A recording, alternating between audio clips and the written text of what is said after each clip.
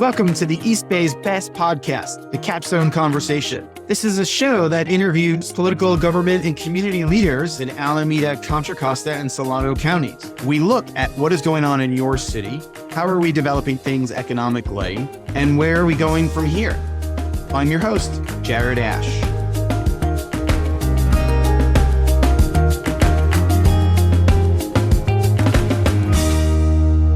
Welcome to today's episode of the Capstone Conversation. I am your host, Jared Ash. I am joined by Zac Clark from the HomeMore Project.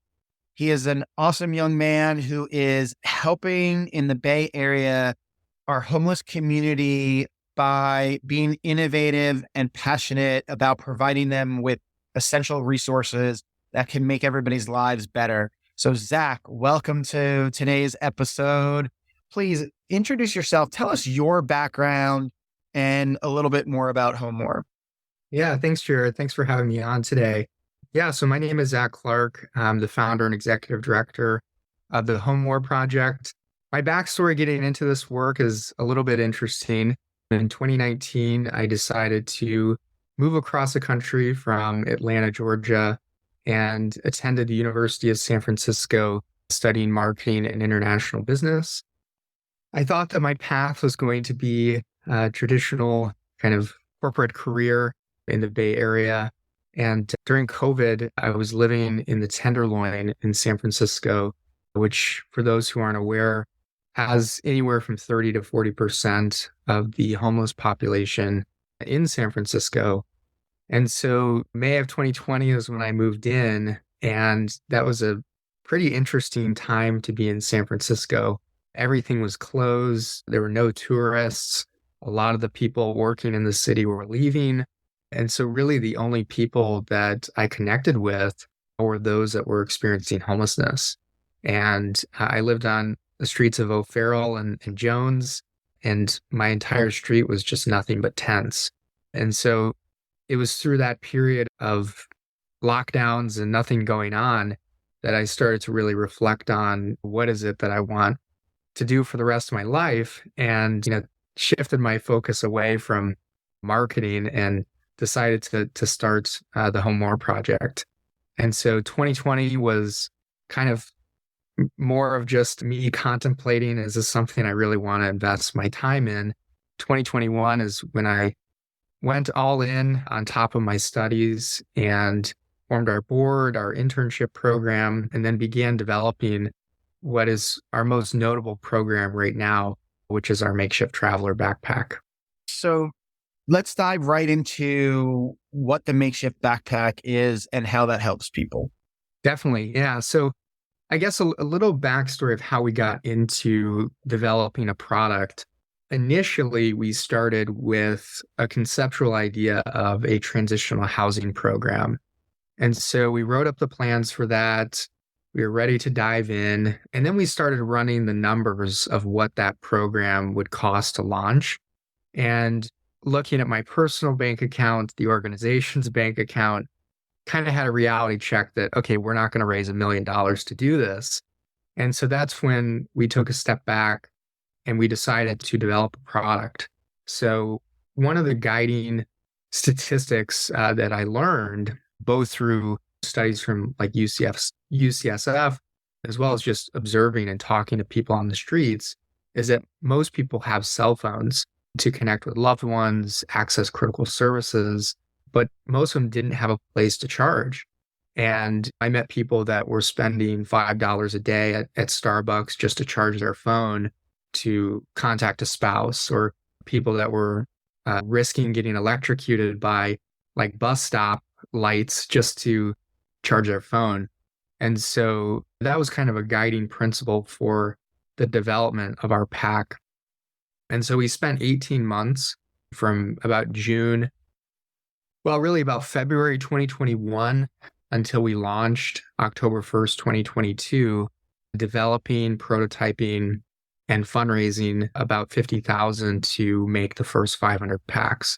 So the makeshift traveler is a hard shell backpack that's made from polyethylene recycled water bottles. So the shell is very durable. We've dropped it from like 6 stories high, not even a dent. So it's very durable. It has a solar panel at the top of the pack, so it collects sun. There's a small battery inside that can charge about 2 to 3 cell phones. And then there's a USB port external of the pack where people can plug in.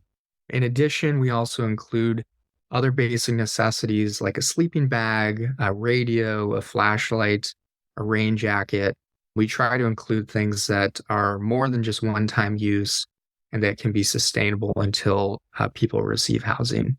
So I think a keynote there is the cell phone operation. And I want to dive into that because if you're homeless and you're benefiting from services, whether it's food stamps or healthcare related, any sort of government subsidy, nonprofit soup kitchen, information is found via the internet now. Applications are done via the internet, especially in the age of COVID, when many government offices, the lines were just shut down while staff was at home and still haven't returned to full-time occupancy.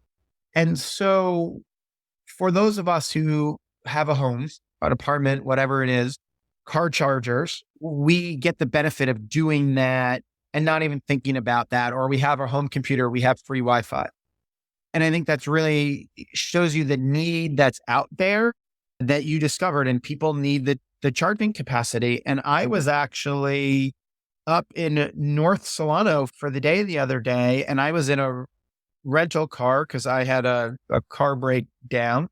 And I ran out of cell phone, and I used the map feature on there, and it's a brand new phone, but the battery just died. And so I was begging people at an event I was at, who has a cell phone charger? Who has a cell phone charger? I need to go. How do I get back to the highway if I don't know without my cell phone? And I really give you credit for figuring that out as something that's just simple and that they don't have an easy solution to that. Yeah. Yeah. And I think it's something that when presenting the idea or sharing the work that we do with people that maybe aren't as familiar with the homeless population or don't frequent a city, people are always really confused about like a cell phone. Why people experiencing homelessness have cell phones? Like, I didn't realize that. And a lot of the numbers say between 70 and 80% have cell phones. But one of the biggest challenges that I want to highlight as well is theft, and the trading of items is another big part of the community.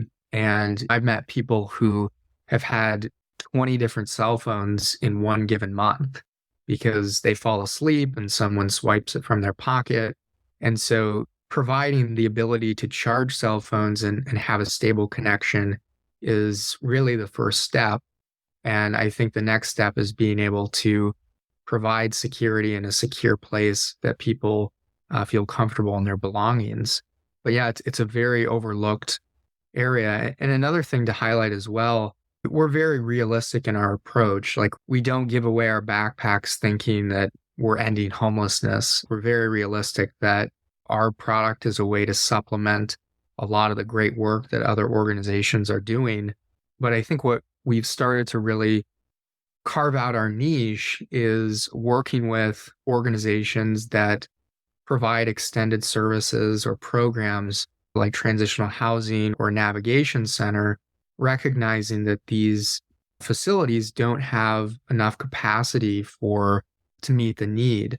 And so we found a good niche of providing people that can't get into those programs or frankly don't feel safe, maybe entering a shelter. Those are the populations we try to target to give our pack. Okay, so you mentioned theft in here of the cell phones. Out of the 500 first group that you gave away, how many of those are still with the original owners? How is theft treating the backpack itself? Yeah, it's a great question, Jared. San Francisco is a very interesting and unique place to address homelessness. It's very dense. The city is geographically very small. And just to put in perspective, like San Francisco has about 220 people experiencing homelessness per square mile, whereas LA has only about 130 per square mile, despite having roughly 50,000 more people unhoused. So it's very dense in San Francisco. And because of that, we've dealt with an enormous amount of theft. So we estimate about 50% of our original people that we've distributed still have the packs and we're able to still reconnect with.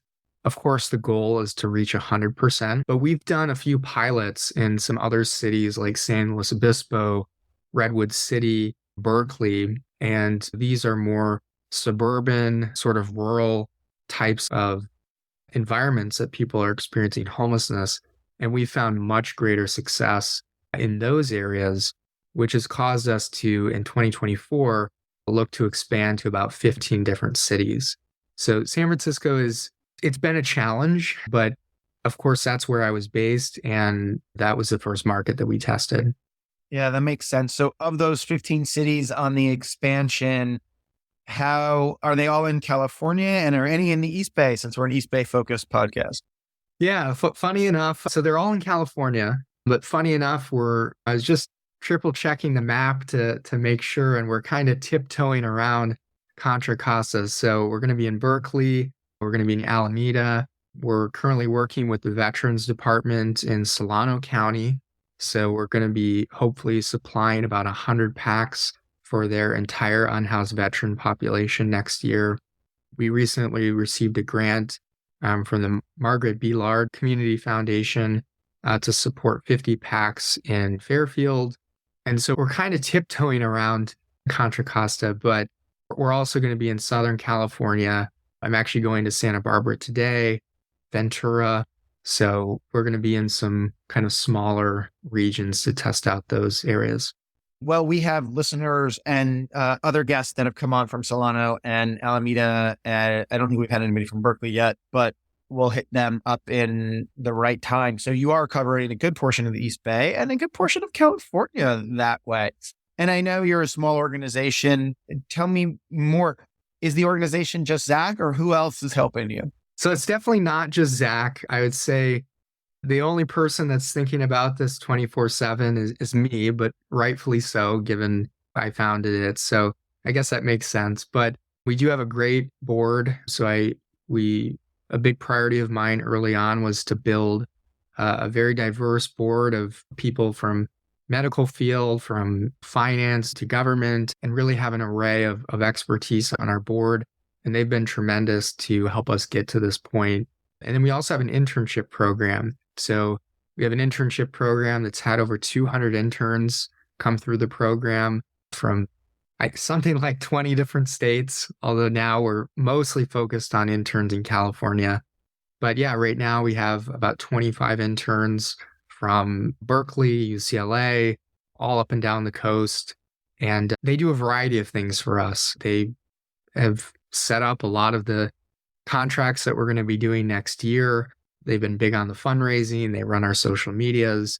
So it's really been exciting to have a volunteer-based, mostly student-led organization, recognizing that's not going to be sustainable forever, but it's been a great start for us.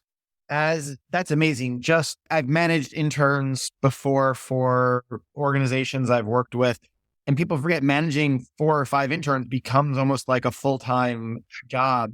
And you got to get them all up to speed. They don't have the history, the background, right? But you guys are doing it to innovate, and you're doing it part-time, right? Because you're in school yourself still. I think that's worth noting. Tell a little bit about what you're studying now. Yeah, so my undergrad was at University of San Francisco in marketing and international business. Started the organization, built that throughout undergrad. And so this past May, I finished school at USF, and it was kind of at a crossroads of what I wanted to do. And I had a few kind of corporate job offers that I was considering. Sort of felt like I would have been a sellout if I would have taken those, given that we had a lot of momentum for the HomeMore Project. And then I was also considering grad school. So ultimately decided to move down to LA, and I'm doing a master's of urban planning and economic development at UCLA. And it's been a bit of a shift from undergrad. Kind of feel like the dumbest person in the room, but that's usually a good thing. And so, yeah, a lot of my focus in the program has been on homelessness And it's nice to be able to kind of translate the work that I've done into the program and still collaborate with others and learn more. So That's I finished that program in June of 2025 and hoping to be all in full time for HomeMore. that's great. And so, how many people have you served with the backpack program to date? Yeah, so we launched October 1st, 2022. We distributed about 130 from October 1st to the end of last year. January, we were geared up, ready to distribute the remaining roughly 370 packs that we had on hand. And we started getting emails, and we would reconnect with the people that we had given a pack to, and we realized that our zippers were breaking. And I don't know if you've ever had a backpack with a broken zipper, but you basically don't have a backpack. And so we spent about 4 months working with a sewing company, fix the zippers, input some Velcro and some buttons. And that was a huge pause on our distribution efforts. So we picked back up in June. June through August, we distributed the remaining roughly 350 packs that we had made. And then August, really up until this point, has been fundraising, establishing the contracts, and prepping for next year, which we're aiming to distribute 1,500. So 1,500 through 15 cities, 15 targeted zones. How much was it a backpack again? Yeah, so each pack costs about $100 to make, equip with all the belongings, and deliver. So that's from the point of manufacturing to the end user is about $100.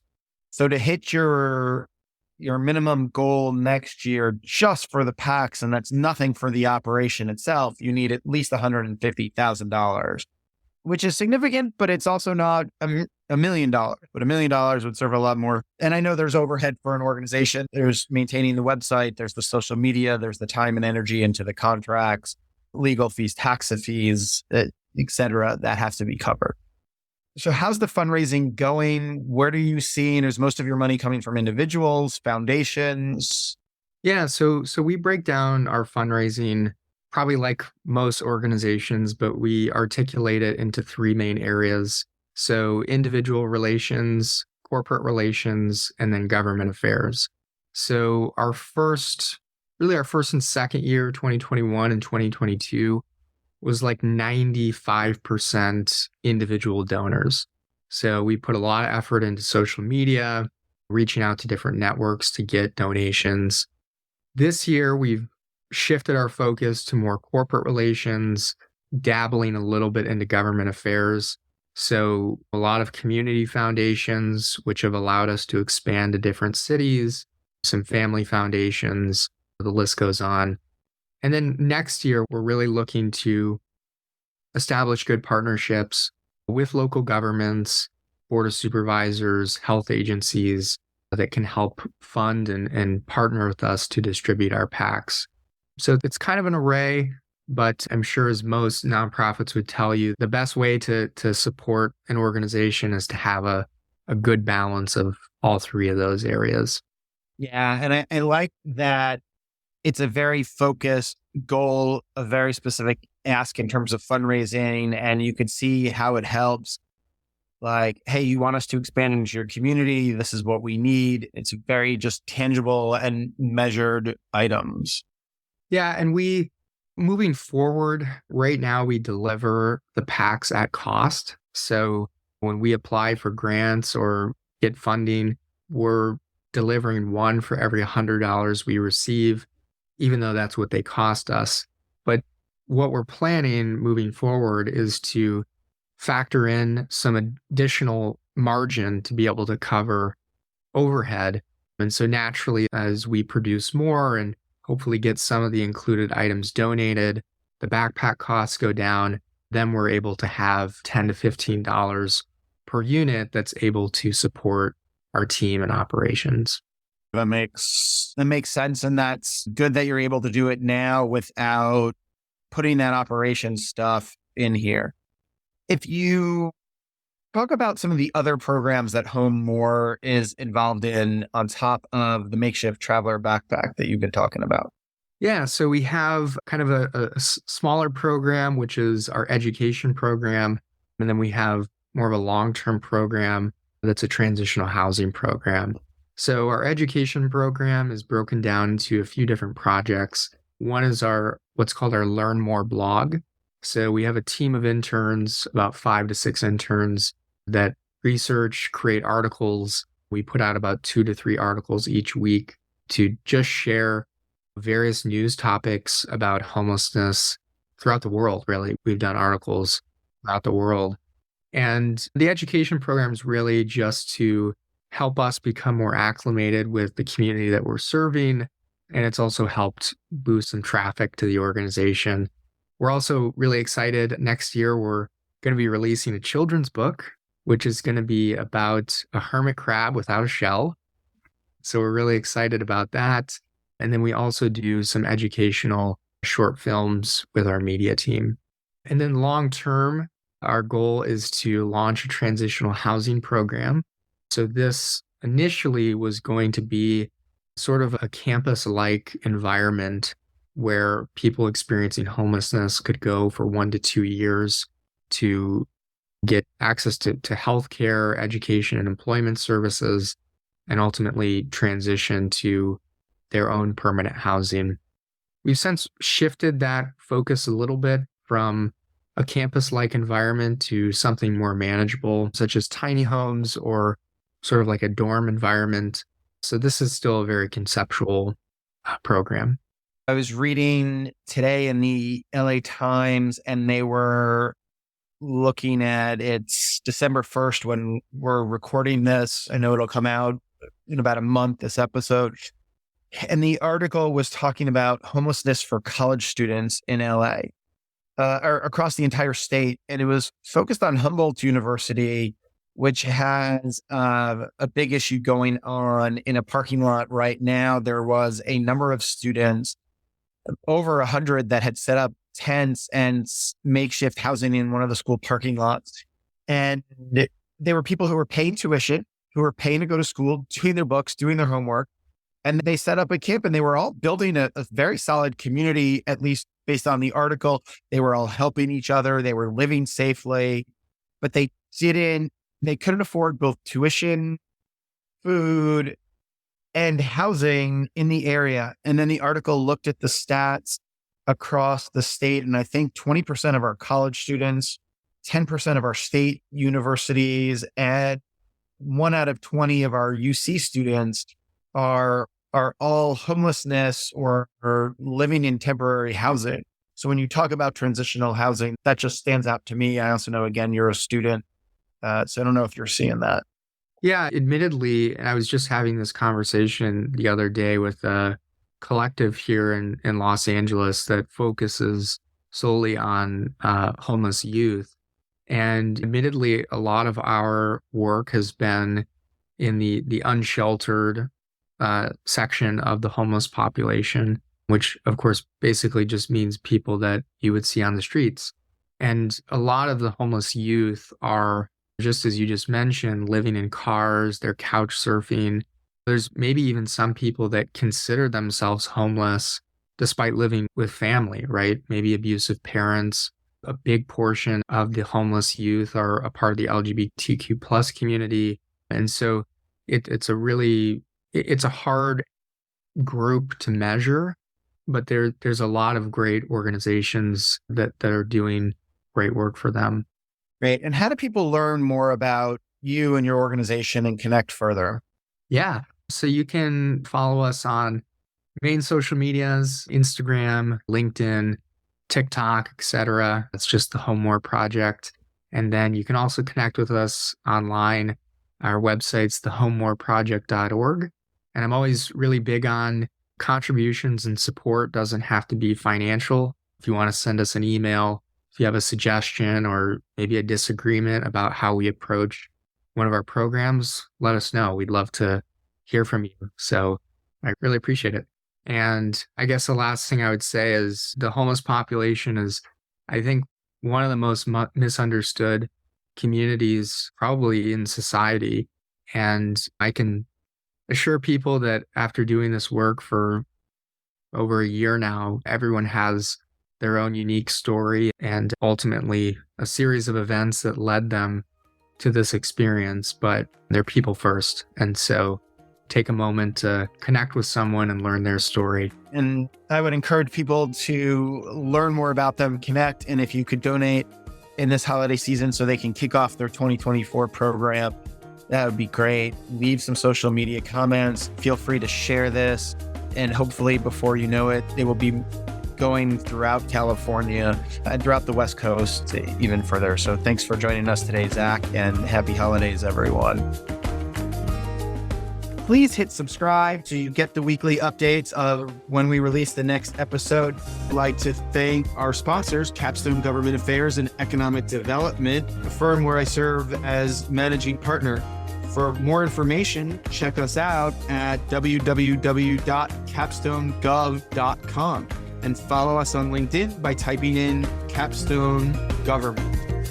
Check out the show notes, and for a full transcript, visit our website, www.capstonegov.com, and follow us on LinkedIn by typing in Capstone Government, or you can find me, your host, Jared Ash.